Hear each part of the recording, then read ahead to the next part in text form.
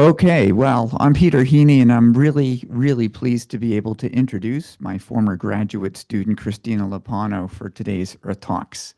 Christina got her PhD from Penn State in 2008, and I can't believe it was that long ago.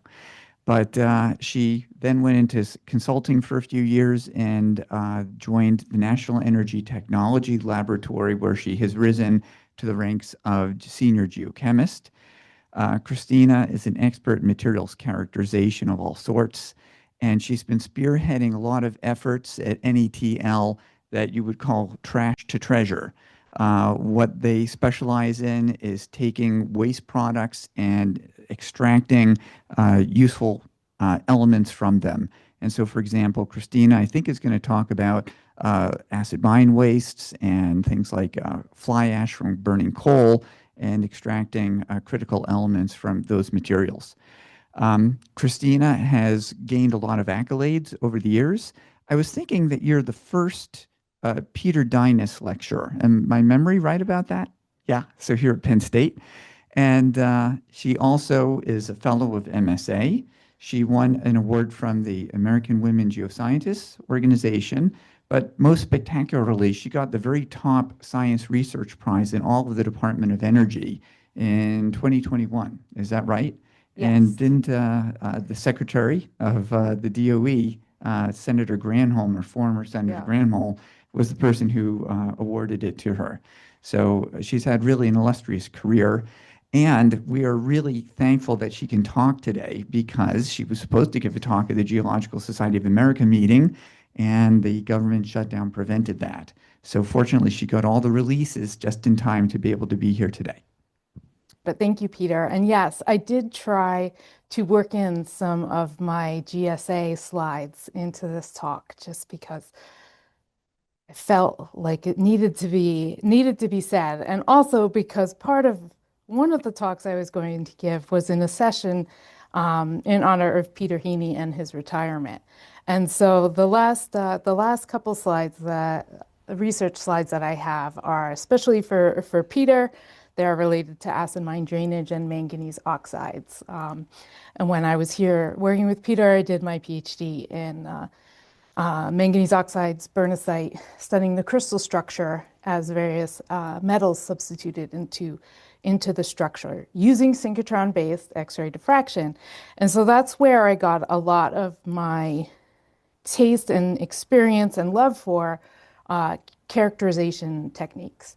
Here at Penn State, we had such an amazing opportunities to both learn from mineralogists, from geochemists, but also cross-cut into material science through a lot of the programs here at Penn State. And so I credit a lot of that cross-cutting that is, perhaps core to some of Penn State's strengths in geochemistry and in material science with guiding my career to date. So yeah, today I'm going to talk about characterizing the critical. And in this case, I'm going to be mainly speaking towards some of my research projects where we've been looking at REE and other critical mineral speciation in hydrocarbon waste materials. And I want to thank all the Dave Russ and Ava Lee for helping to organize this seminar series and for inviting me to have me here today and for their patience as I navigated all of the approvals to be able to come and present here today. As always, I will start with a disclaimer that the views and opinions of the authors, aka me, do not necessarily represent the views or of the United States government.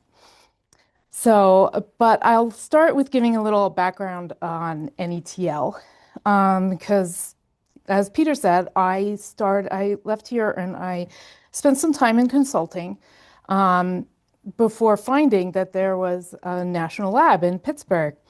And I don't know that many people know that there's a Department of Energy national lab in Pittsburgh, Pennsylvania.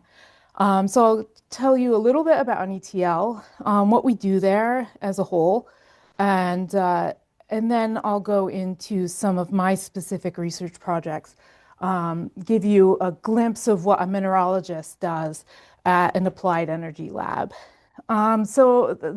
NETL has traditionally been, well, we've just been reorged, the Office Fossil Energy and Carbon Management National Laboratory. We're now the Hydrocarbon and Geothermal Office is our primary office under the new realignment of the Department of Energy. But to my knowledge, in the last week and a half or so, our primary missions haven't changed yet. Basically, we look towards ensuring affordable, reliable energy to help drive a robust economy and also, U.S. national security. The developing technologies to manage hydrocarbon resources across a full life cycle, and that includes enabling environmental sustainability for these technologies. And we are the premier national laboratory for hydrocarbon research with the Department of Energy. And so, give you an idea, we basically are three primary sites and actually a strategic field office in Texas.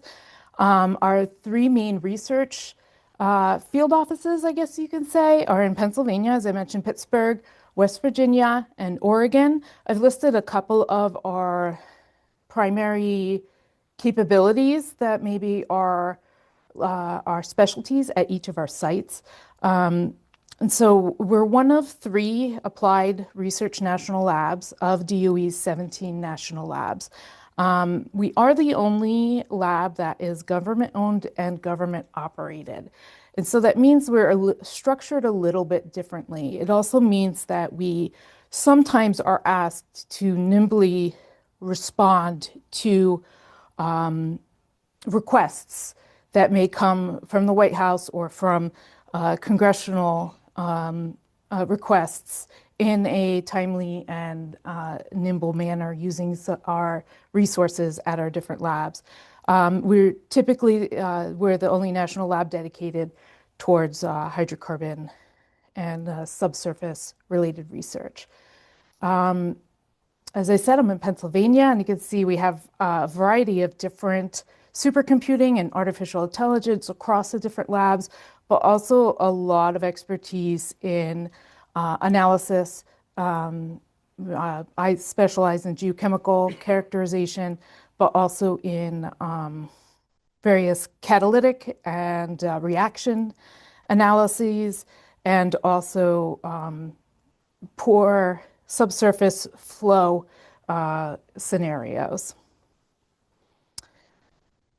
So we support the U.S. security goals through our primary areas, as you can see here, related to AI, machine learning, obviously are very big part of what we do and have been for some time.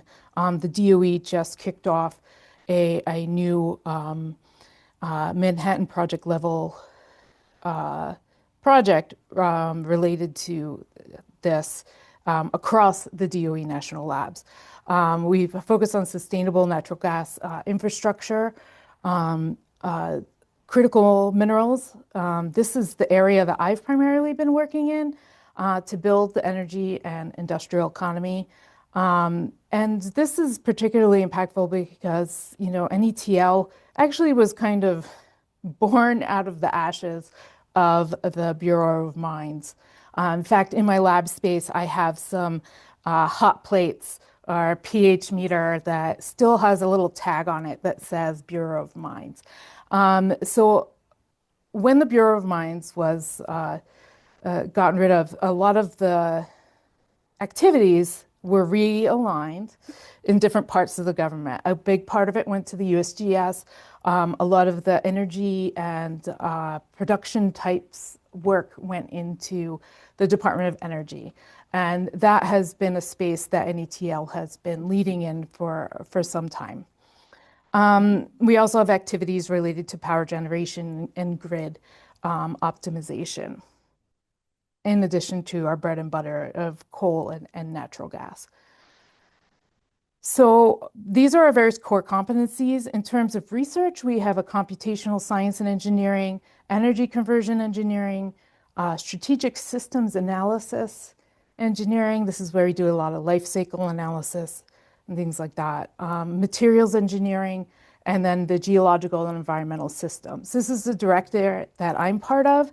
Our final one is kind of a separate part of our laboratory, which is a big effort towards program execution and integration. This is where we have very experienced project managers in energy systems that help to facilitate a lot of the external funding opportunities that you see coming out of DOE, are managed out of the NETL office. So in GES, we are looking to leverage our experience in geologic reservoirs by utilizing field data, laboratory experiments, and then coupled with computational tools to help understand identification and recovery of critical minerals. That's the area I've been working in, subsurface processes for efficient recovery of domestic oil and gas, also geospatial mapping of various energy resources and associated infrastructure with these across the country. And we do this under three main technical teams: the geochemistry team, the reservoir engineering team, and the geoanalysis and monitoring team. I am a researcher on our geochemistry team. So what I'm going to focus on today in the key capabilities and research thrust are the research projects that I've been participating in over the past couple of years related to critical minerals characterization and how we utilize that to inform separation and process development.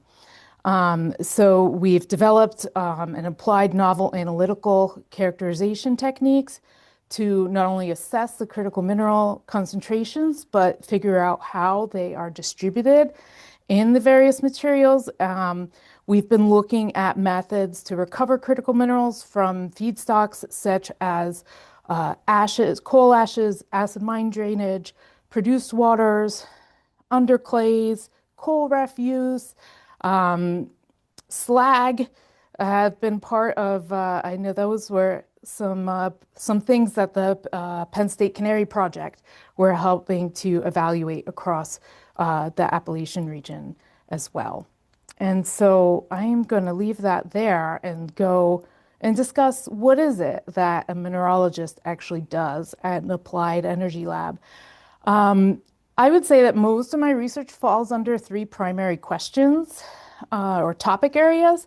The first is dissolution and precipitation reactions. Typically, I get involved in any projects where there are fluids interacting with rocks under pressure and temperature conditions, and then understanding the geochemical impacts on things like porosity, permeability, and in turn, say, integrity, like wellbore integrity of a wellbore into this formation.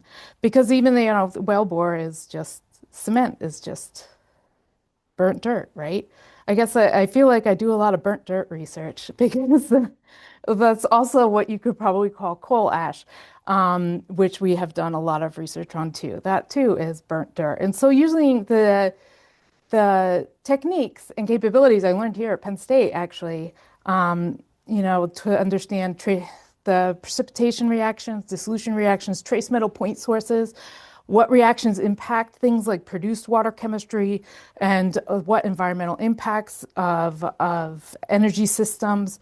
And then in turn, using what we learned with that and the fundamental basis, how we can look at these systems under a new lens for critical minerals recovery. And that's where we've been looking at another type of burnt dirt, the coal byproducts, ash materials, AMD, where are the metals and how are they bound? Because that's going to govern how we decide to strategically target them.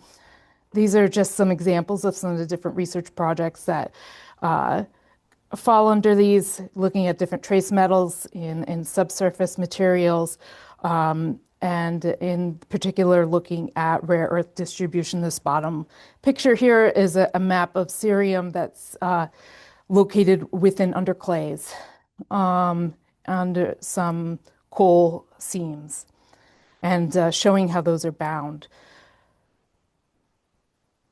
And so NETL's critical mineral research really, as I mentioned, is focused on some of these unrealized resources. Coal ash, mine drainage, drilling, mine wastes, produced waters. These are all things that we've been studying for many years. And so when we are asked 10 years or so to start looking at them through the lens of can we recover critical minerals from them, we largely not only just took a look back at some of the analysis we had already done for other things, like we had done lithium analyses because we were using lithium isotopes to understand subsurface reactions. Now we're looking at the lithium and taking more stock in exactly how much is there and what does that mean for potential water treatment and reuse of that water. And so a lot of what we're doing under these lenses for the unrealized resources is, how can we repurpose infrastructure? How can we look at what remnants we have from some of the world's largest coal mines, and also leverage our experience in drilling technologies. NETL, the predecessor to NETL, was the laboratory that figured out how to do directional drilling. And so that has long been an area of expertise for the scientists and for the facilities at the National Energy Technology Lab. And so while doing this, we're looking at valorizing some of these waste streams. I forgot there was a timer there. So what can we, looking at coal refuse, some of these giant mounds, you see these throughout Pennsylvania, actually. It's kind of shocking how many piles of coal refuse you see, especially in the Appalachian region of Pennsylvania. And not only that, unfortunately, everybody in this room has probably seen streams that look red like this. And you don't have to be a geochemist or even a scientist to realize that maybe it's not supposed to look like that. And so even just looking around, our state, we can see that there's a lot of opportunities with the carbon ore byproducts, drill cuttings, produced water as mine drainage. Can we repurpose these wastes in order to produce rare earth elements? These will help us fortify national security and help to make our supply chains more independent for all the technologies that we know and love and want more of. This is perhaps easier said than done. Critical minerals and rare earths are challenged, and big challenge, obviously. And I think that you've heard this throughout this series with the different speakers, is that we have a foreign dependence on critical minerals. We are import dependent on, I need to update this with some of the new, at least more than 40 of the 50 critical minerals. More than 80% of the U.S. Rare earth elements are imported, and we're also import reliant on 12 other critical minerals. And so we need to start looking at all the supply chains that we might have available to us. And some are going to be perhaps more readily available than others, because it does take a long time to get a new mine permitted and up and running. And so that's why we've been looking at a lot of these, what we've been calling unconventional sources or ores. And, there's challenges with this. Where do we get it? What do we produce? These are not what you typically would look at and would be defined as an ore body. These have low concentrations relatively compared to maybe a traditional ore. But they're not impossible, and we have science advancements have gotten to us to a point where I think that we can be creative and we can really look at these things like these waste unconventional feedstocks for rare earths and other critical minerals. Some of them AMD waters, treatment systems show the solids there show up to on the order of 2,000 ppm. In the treatment solids of 2,000 ppm of rare earths in these treatment solids. And in some ashes, coal ashes throughout the country, there's elevated about 1,500 parts per million REEs in some coal ashes throughout the country. But unfortunately, it's a very broad problem. Not all coal ashes are alike. There's differences.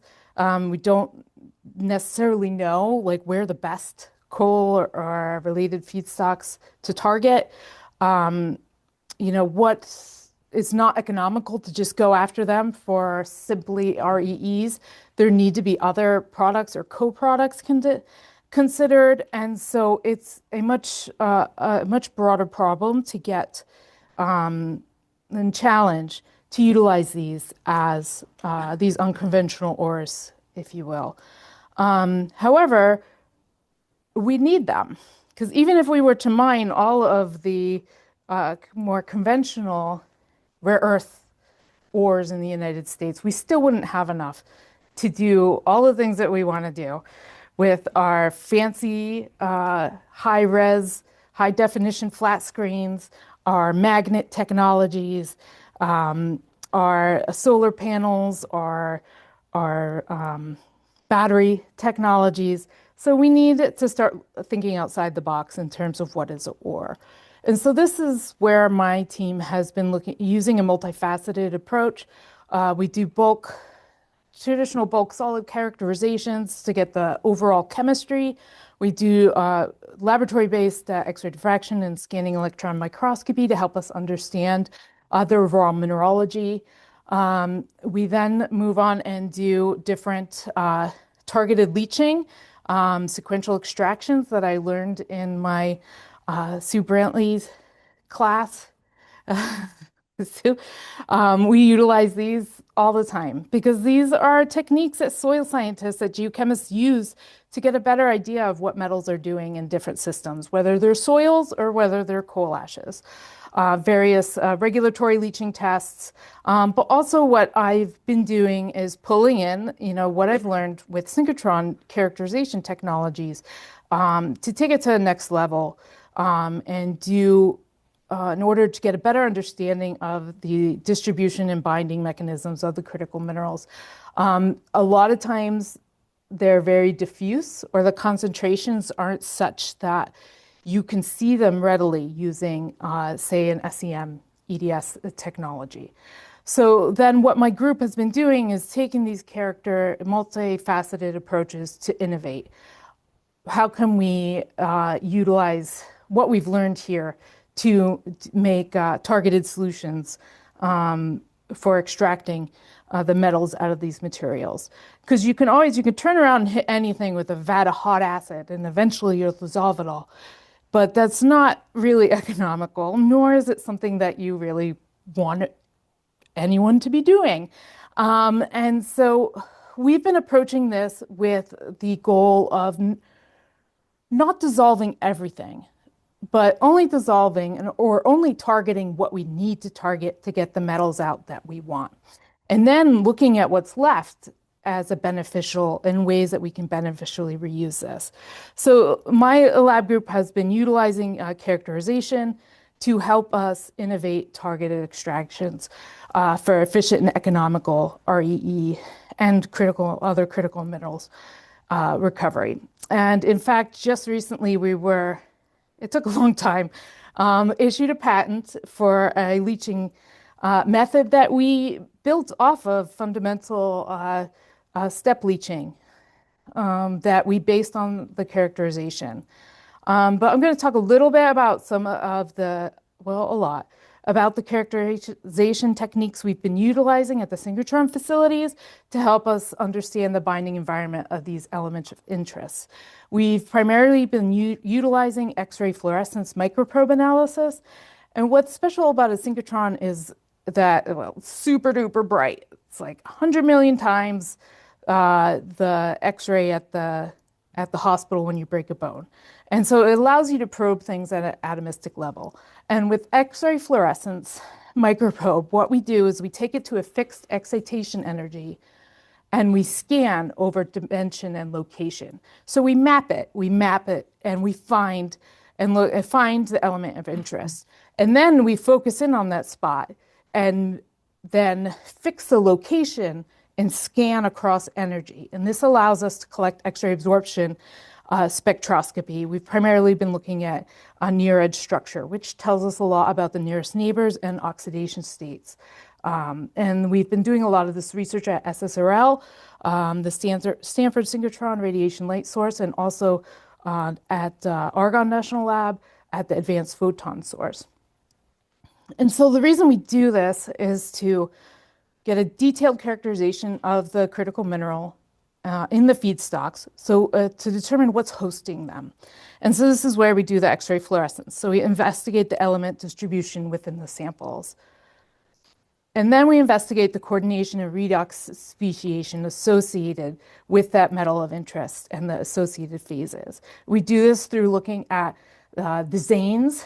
This is this region of the squiggly line along the absorption edge, in this case, for cerium. And then we look at the X-AFs for the distance crystal structure coordination number. We can't always get the X-AFs. When we're working in messy systems, there's a lot of overlaps, and so we're lucky if we can get into the X-AFs region. So most of what I'm going to show you today is X-ray fluorescence and zanes.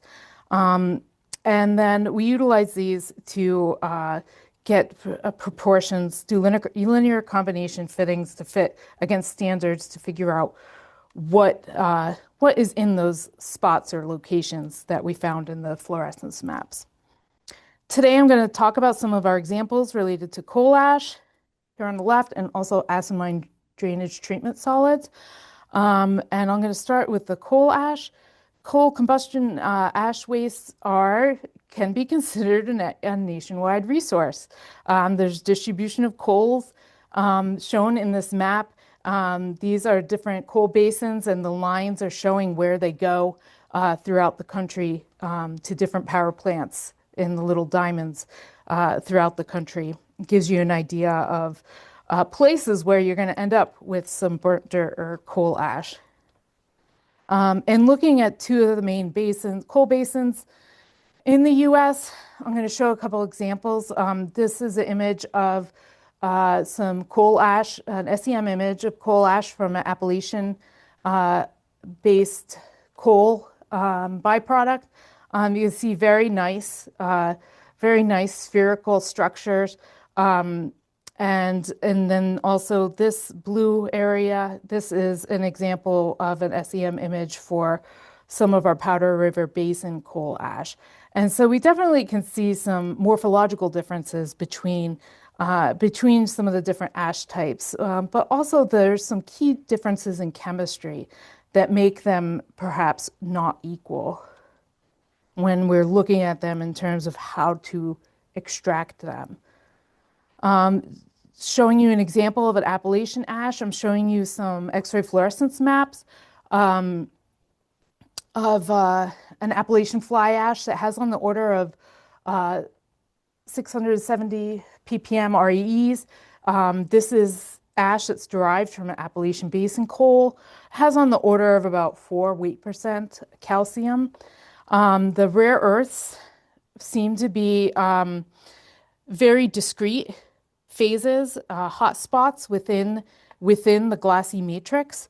In fact, the RE mineral phases tend to be encapsulated in the aluminum and silicon-rich glass. And this, in turn, if you look here, this diagram here is showing the result of a sequential extraction. And so this is where we go. We start with an extraction that is very mild to determine the phases that might be water soluble. And then we take it up a notch, down a notch, if you will, in pH, and we attribute what comes off next to the exchangeable phases, carbonate phases, various oxides, and then finally to what is left in the residuals.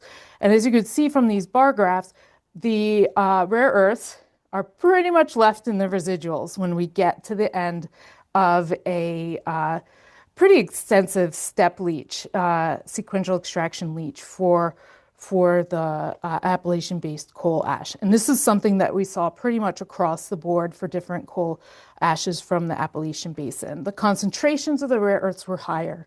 They actually, didn't come out all that easily. That's not saying that they can't. You just got to do a lot more to them. It turns out that you actually need to crack them with a base before you take it out with an acid. And so there's been some methods developed for that. But we decided to take a look at some of the other coal ashes. And so looking at some of the Powder River Basin ashes, the concentrations of the rare earths are lower. But what we found as a whole is that if you look at the brown bars, it's a lot lower. There's a lot less left in the residual. These had on the order of 28% calcium, we noted, and at least 60% or more could be released by the carbonate phase of the extraction. And so that's actually a pretty mild pH. And so we decided we wanted to look at that a little bit closer. And another observation we made from the synchrotron-based analyses was that a lot of the rare earths seem to be more diffusely dispersed throughout the glass rather than encapsulated in the glass. And I think that makes a difference. And in fact, an evidence of that is looking at the cerium speciation from the zanes.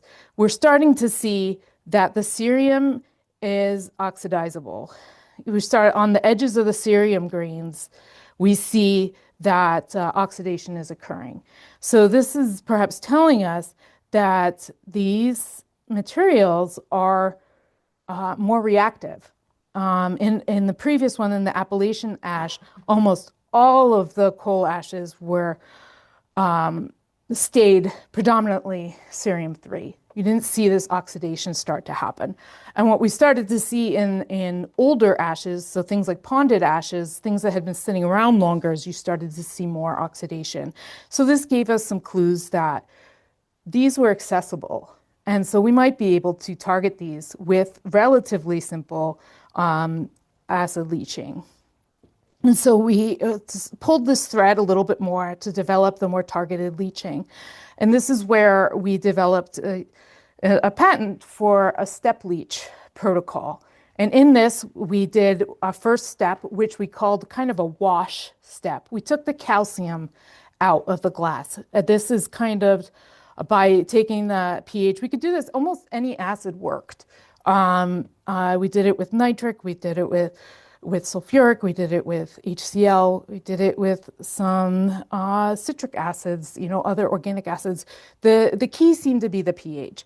And so taking it to about a pH 5, we're able to wash out a lot of the calcium. And this is important because of downstream processing.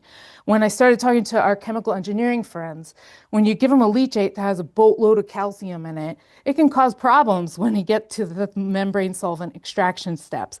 It can really muck those things up. And so what we did is we pulled off that leachate, pulled out the calcium. And then we did a second step where we are targeting the aluminum more and the REE dissolution, and kept this between pH 3 and 4. This really seems to be a sweet spot for those rare earths. And so then that second stage leach is where we're pulling off the rare earths. If you want to try to go for more, you can do another step that takes it down to about pH 0, and that is where you start to target some of the heavier rare earths and some things like scandium. And so this was kind of the basis for our patent, and this was developed and it works very well for calcium-rich ashes. So generally, those Class C fly ashes that actually don't have a lot of use in construction materials, they are typically landfilled. And it so happens that probably half of our power plants, or even up to 60% of our power plants that still use coal, are burning Powder River Basin coal. So a lot of the ash, the current ash being generated is coming out of power plants using burning Powder River Basin coal. And so this was the premise for us developing this patent, and we did this based on what we learned from characterizing it and doing very targeted leaching tests in the laboratory. So we don't dissolve the entirety of the ash. We just kind of take out the part we want. And so we're looking at a waste product that doesn't need to be mined.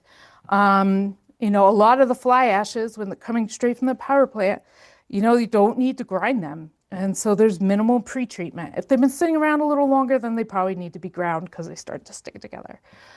We did this all at ambient conditions, and we used relatively mild acids, so a lot less acid than you might traditionally use if you're trying to dissolve the entirety of the ash. And so a significant reduction in the amount of ash that needs to be used. This in turn gives you a better leachate that downstream reduces the solvent consumption. And these typically have very minimal radioactive materials, which can be a problem with more traditional phosphate ores for rare earths. And as I mentioned, we don't dissolve the entirety of the ash. And so we're left with a value, materials that are left afterwards. And we don't just want to throw these away. So we did a comparison looking at what to do with these afterwards. And we found that after we've washed out the rare earths, the mineralogy and chemistry of the ash is far more consistent with a Class F ash, which can be used in construction materials. And so currently right now in the lab, we're actually doing some tests with some of our cement chemists to make cements and see how they compare these leached ashes versus traditional Class F construction ash. So that's promising, and stay tuned. But we think that that is a valuable value added to the process. Because believe it or not, we actually import fly ash from China too for construction.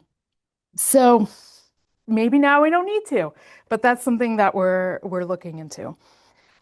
Just give you one of my friends in the SSAE, our department who does our economics evaluations. He was looking at an example of a power plant and using a dry fork station in Wyoming, which exclusively burns Powder River Basin ash.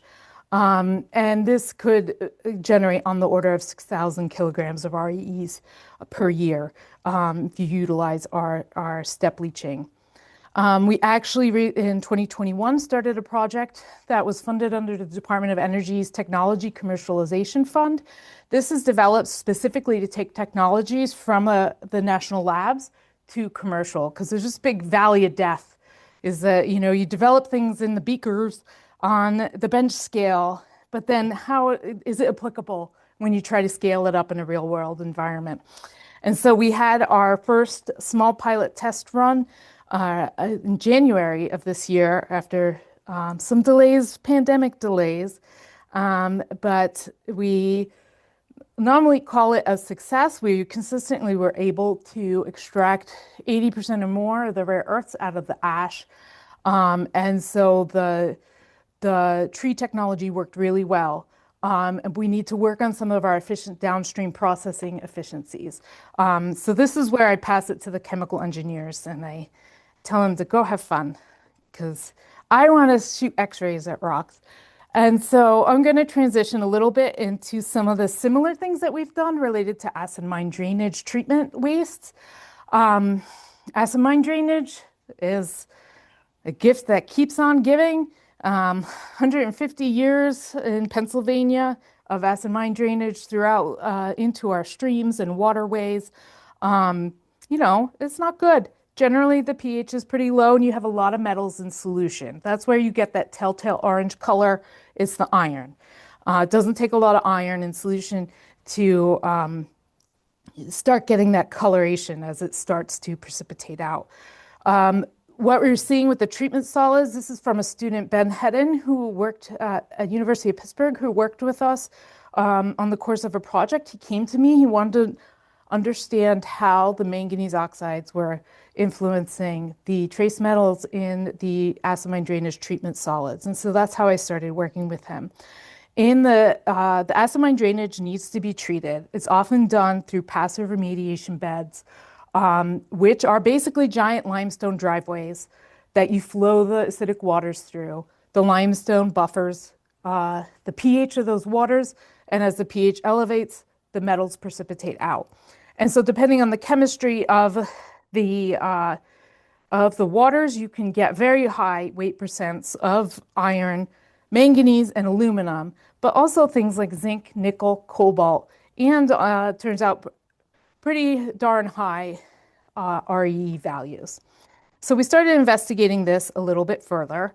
There's some papers and manuscripts that came out of some colleagues at the University of Pittsburgh and also WVU, and looking at estimating some of the amounts of treatment solids that could be produced.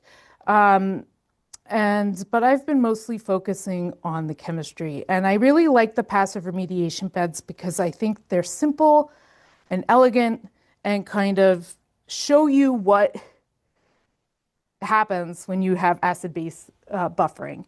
And so this is one of the sites we looked at where you really distinctly, they were digging out the trench to clean out the limestone. You could see the drainage is coming from this point here and seeping into the limestone. You start to see the iron precipitate out first, then the aluminum, and you see the white, and then the black precipitates are the manganese oxides. This was a sampling trip we did with another student in 2020. This is a flush pond that a lot of the aluminum ends up flushing out of the pond and is in this pond here where the aluminum is enriched, the very white colors. You get a lot of the colloidal aluminum that travels through the bed into the flush system. But anyway, here are some of the chemistry of 3 different mine drainage treatment systems. You got high concentrations of cobalt, nickel, zinc, and other critical minerals like rare earths. Also, they can be very variable in high aluminum, high manganese, and then you have other ones that are very mixed, like the one we saw here.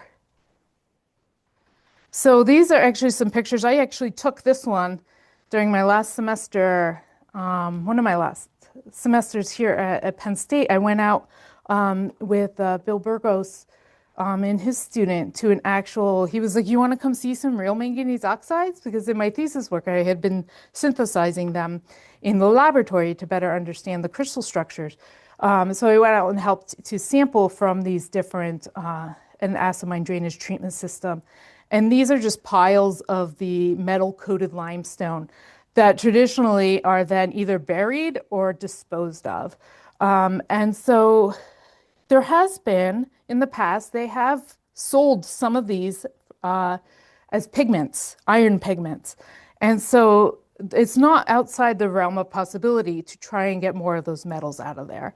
So in characterizing these treatment systems, we're able to see, this is a paper we put out with Ben as part of his thesis work.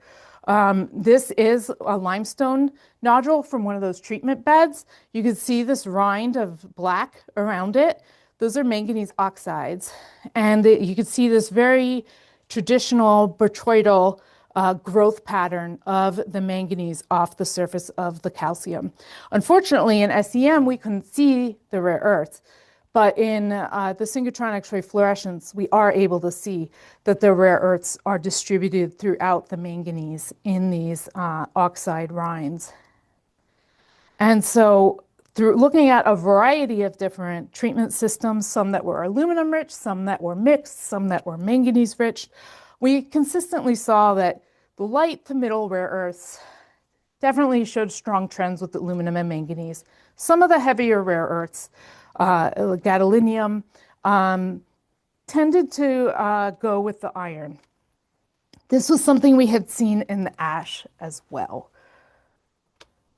And so looking at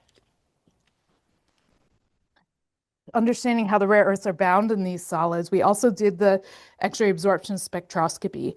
Here we're showing the bulk cerium zanes for 4 different treatment systems. See that the cerium stays pretty consistently as I should have drawn in the white lines, the 3+, as opposed to the more mixed iron and manganese rich, you start to see cerium 4+. So you start to see with the higher manganese, you see an increase in cerium 4.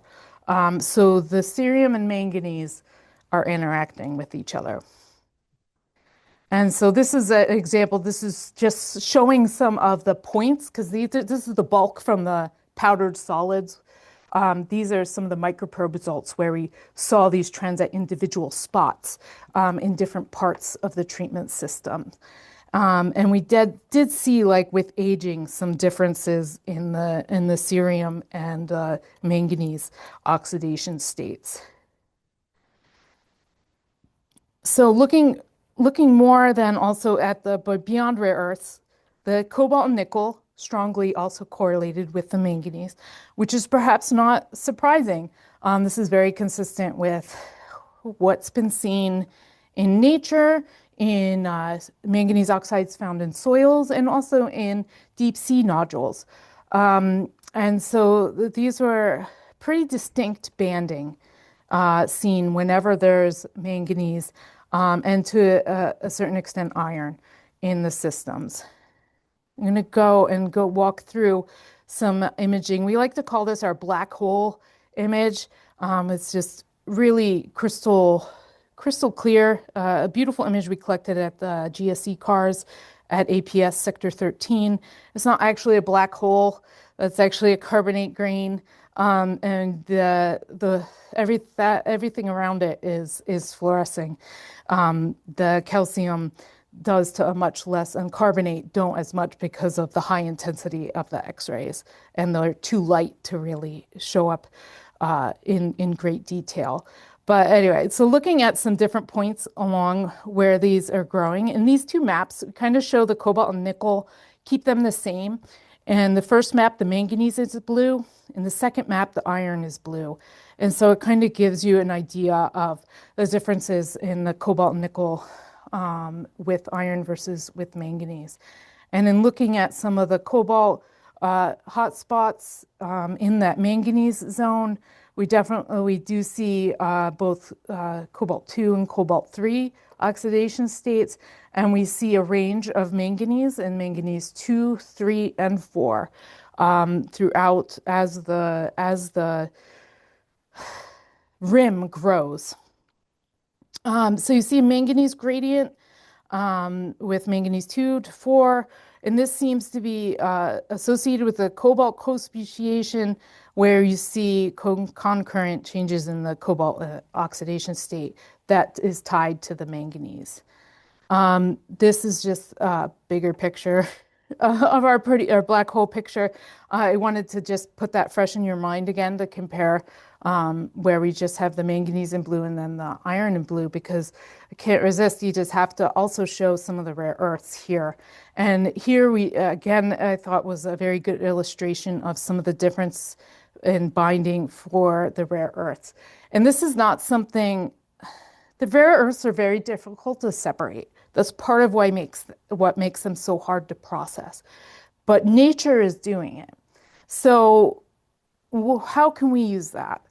And so looking at this, we see cerium distribution tied again with the manganese. Neodymium is with the manganese. and also with the iron. But the heavier rare earths, ytterbium, is more consistently with the iron. And so, who cares? What does this all mean? Yes, you shot these X-rays at the rocks, and they look really cool. But we actually, were able to see that. Oh, I forgot to update this slide. That in all likelihood, the rare earths and the critical minerals are start off perhaps binding in absorption capacity. But then over time, and don't know the time frames of this, but the manganese starts to interact, and you start to see things like the cobalt and nickel co-localizing with that iron. The manganese phases are interacting and oxidizing the cobalt, leading to stronger binding with the octahedral layers. And the manganese oxide phase that was most consistently found in these was a bernesite or layer type manganese oxide, which happens to be the mineral that I studied in my dissertation work. The way that the nickel and cobalt seem to interact with the manganese suggests that the nickel and cobalt occupy vacancies in the bernesite structure.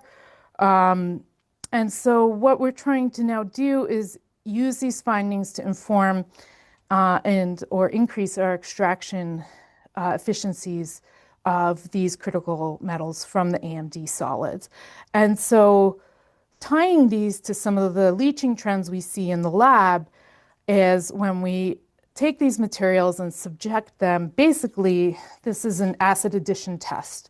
We gradually add more acid, see what comes out. And what we're seeing is the rare earths, yttrium, and also lithium and zinc release at a higher pH, so less acid is needed. You see a strong trend of this with aluminum and manganese, and again, select heavier rare earths with the iron. This tends to imply that this is likely a surface complexation or absorption binding mechanism. Then you start to see that it takes a little longer to get that cerium out, which can be actually a good thing, because a lot of times cerium is the more abundant rare earth. However, it's not as valuable. So it sticks around a little bit longer in these, and that's because the cerium is bound with the manganese, is interacting with the manganese. And we see a similar thing with the scandium in terms of the iron phase. And so these are just some of the critical mineral release patterns we see as you add more acids in solution with different treatment solids. And so other critical metals like cobalt and nickel, they don't tend to release until the manganese starts dissolving. And so this is another more evidence that you having substitution of cobalt and nickel into the crystal structure of the manganese oxide. And so you can't just get them out via absorption.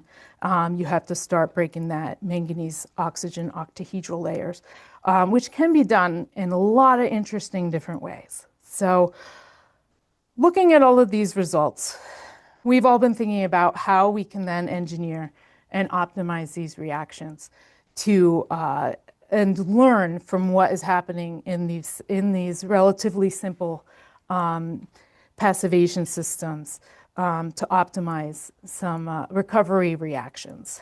And then just food for thought, this is something that always sticks in my mind when I see those manganese oxides growing like the botryoidal habit off of the surface of the treatment solid, of the calcite, is these deep sea nodules.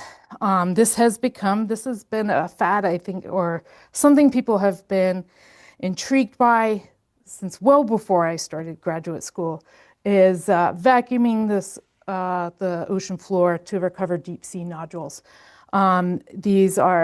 See some of the same trends with the manganese and the cobalt and the nickel, copper, and just these acid mine drainage treatment beds are right at the surface, resulting from treating waters, and we don't have to vacuum the ocean floor.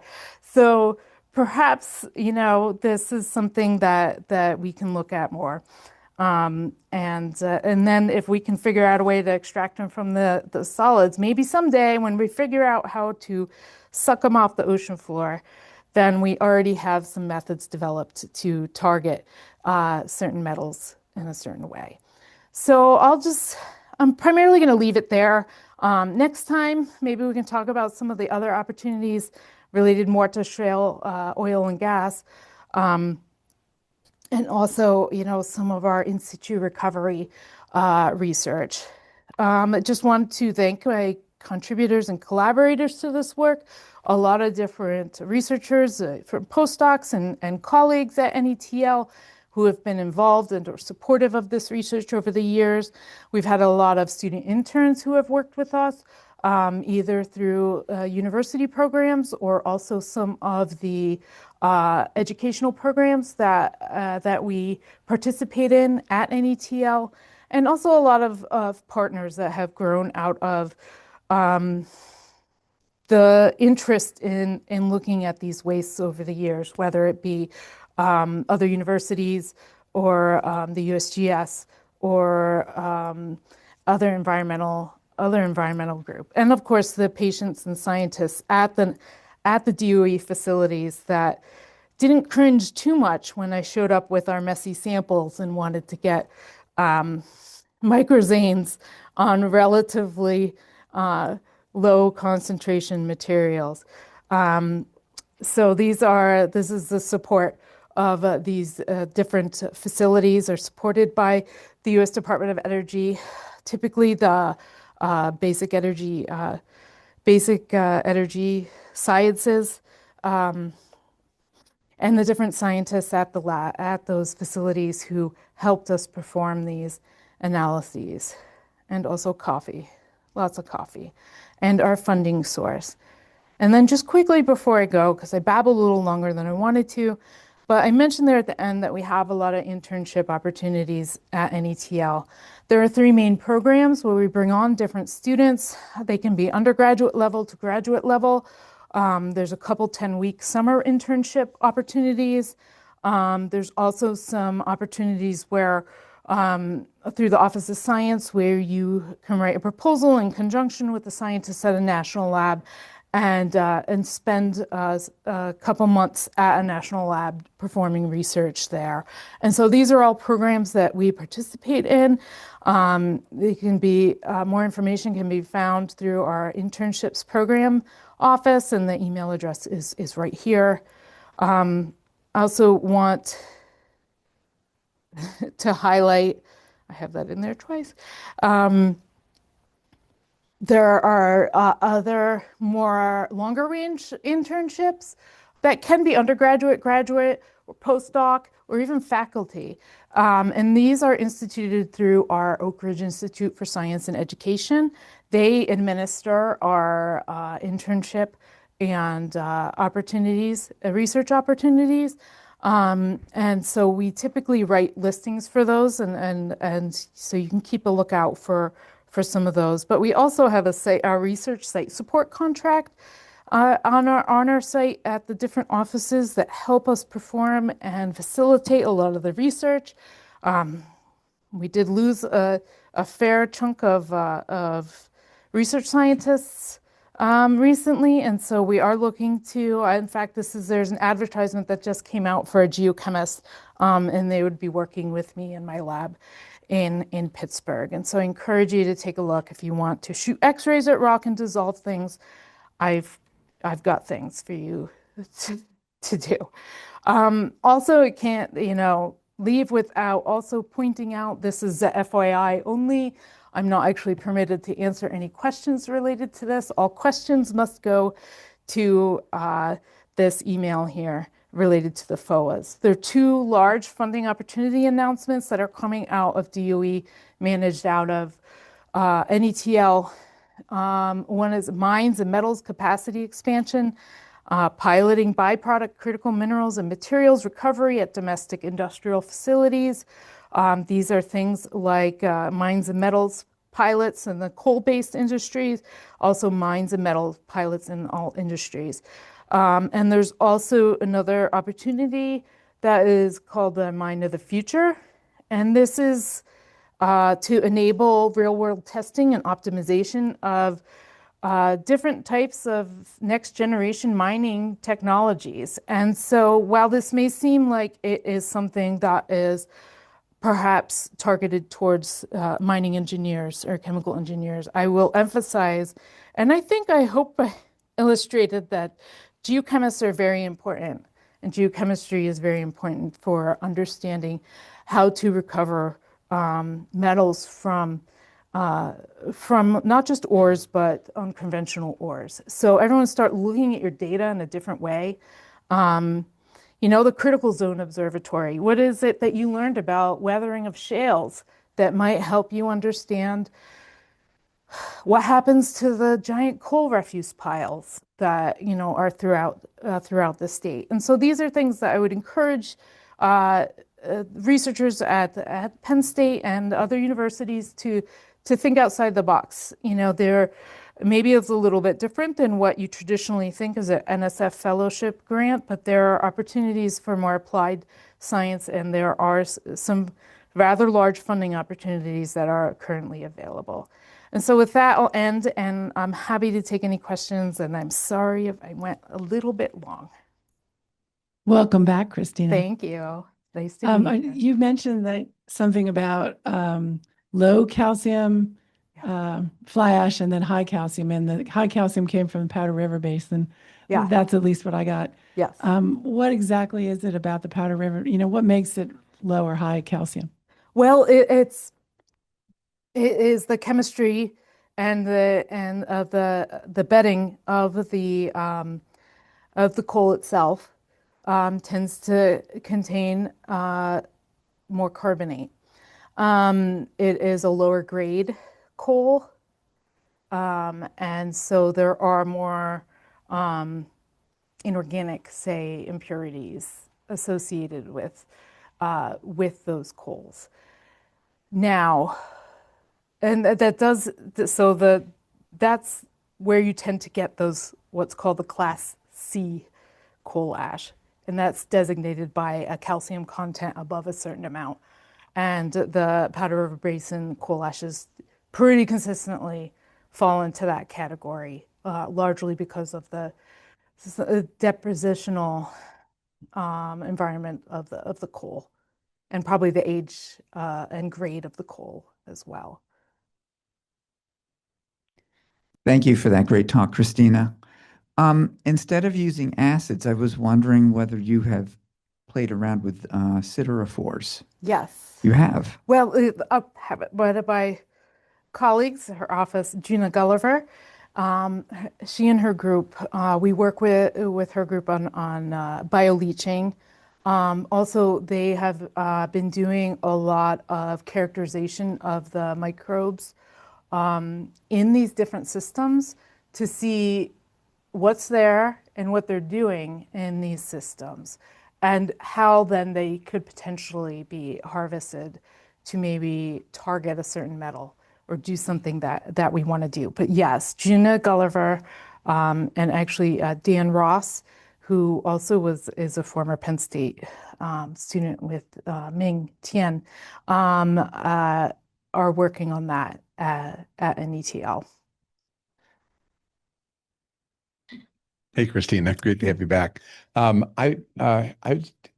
wondering about whether you've looked at other passive treatment plants, and I'm thinking in particular about one that we always brought the geochemistry students to. The first pond, vertical flow pond, had limestone, but also mushroom compost in it, and presumably to keep the iron from oxidizing in that first step, to keep the grains from getting coated. Right. So that I would think, in terms of that sequence, and it goes to an aeration pond, yes, and then another limestone pond without the mushroom, maybe lead to a different distribution of manganese, iron, and maybe some of these rare earths as well. Have you looked at any of those? Yes, we have looked at a range, and there's a lot of people studying this right now, and there's a researcher, Helen Sue Kim, is working with our friends at Head and Environmental and doing some more studies with that. But we also have a student, Rowan Tara, who is at Duquesne right now, and she's been looking and sampling at different parts of these treatment systems. And so there's a lot of these treatment systems throughout the state, and some are more sophisticated than others. Some are more successful at treating the AMD than others. And there are the Office of Surface Mining and the PADEP have been involved in a lot of research on that as well. But yes, we've been sampling at those different places to try and strategically, I mean, they're developing them to precipitate out the metals in a certain way. I would say that there's no reason we couldn't potentially do that, to be like, okay, this is our pond for rare earth. This is our pond for cobalt. This is our pond for nickel. But that is down the road. And I think that there are some really cool modeling techniques that have been developed by Chuck Kurata called AMD Treat, where they start to look at some engineering, different ways to engineer the mine drainage treatment systems based on flow and based on chemistry. And so I think that it's within the realm of possibility to add more parameters to that, to target certain metals at certain parts of the treatment process. Christina, do you know what the source of the rare earth elements are that end up in the AMD and in the fly ash? Are they sulfides or? Excellent question. Yes. No. There seems that we are studying that as well, but there have been some studies that have indicated that using some isotopic analyses that the rare earths are coming associated with the either underclay or interbedded clays associated with the coal seam. Some of the other metals are definitely, associated with the iron, potentially coming from the pyrite. And so the dissolution of the pyrite releases these metals, but also brings, the acidic solutions that potentially are then leaching other metals off of Clays. Other things like the clays and taking them with them during the process.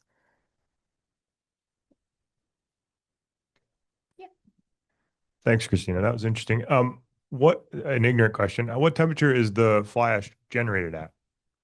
That's an excellent question. And I think it can be variable depending on the conditions of the power plant. And so this is a question for probably some of my colleagues.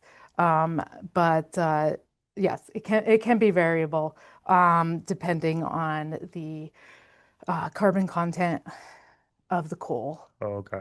And so have you looked at the effect of temperature on your dissolution? And you mentioned needing to crack it with a base for the first, I think the first batch of Pennsylvania coal ash. Yeah, like the Appalachian ashes. Why do you need to crack it with a base, and what's the effect of temperature on pH? Because those are quite low pHs for getting anything for that much for left the residual. sequential extraction. Yeah. Yes. Well,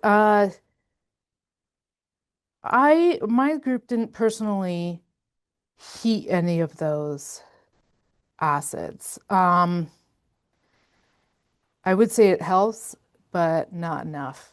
But the key with those is that really strong aluminum silicate rind, that the little particles. So in the Appalachian ashes, it seems to be that the rare earth bearing phases are likely from volcanic ash, but they're very recalcitrant and they survive their combustion process. So you end up with like a monazite, perhaps, that's encapsulated in this aluminum silicate glass.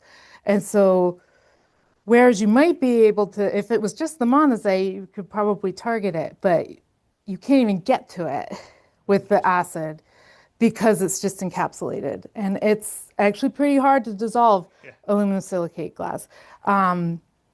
It's a lot easier if there's calcium in there, actually. That is part of why The higher calcium content makes it easier to dissolve some of that glass. But that's why some of the methods that have been developed require, say, one of them is to use a base, sodium hydroxide, to dissolve the aluminum silicate part.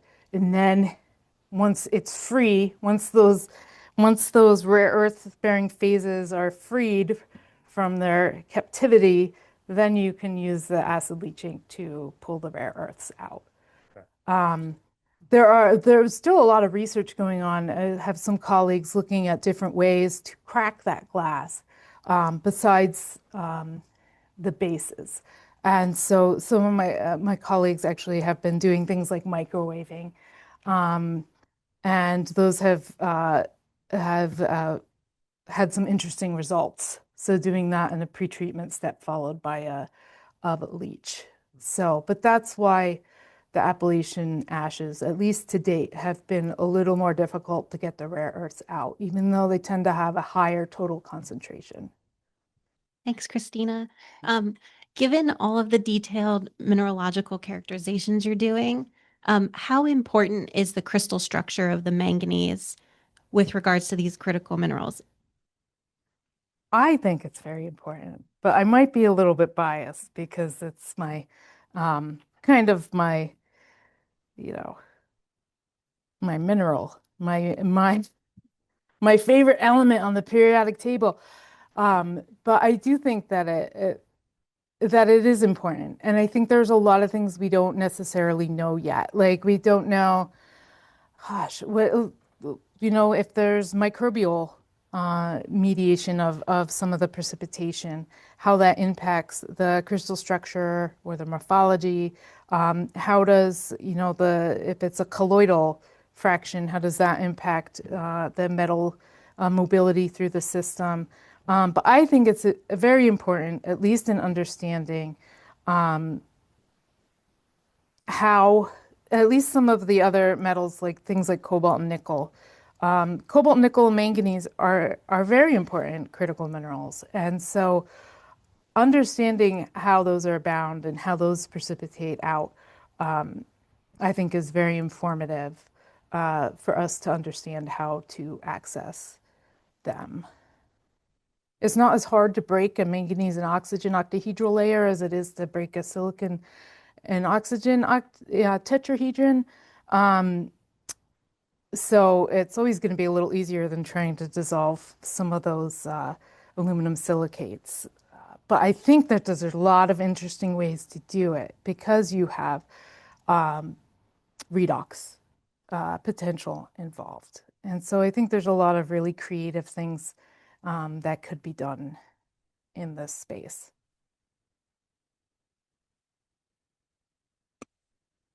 All right, those are all great questions, but we're going to have to stop there. We can thank Christina one more time. And Christina's talk will be on the Easy YouTube channel. And then next week we have Gail Blackmer from the PA Geological Survey, and they'll be here Monday. So thank you.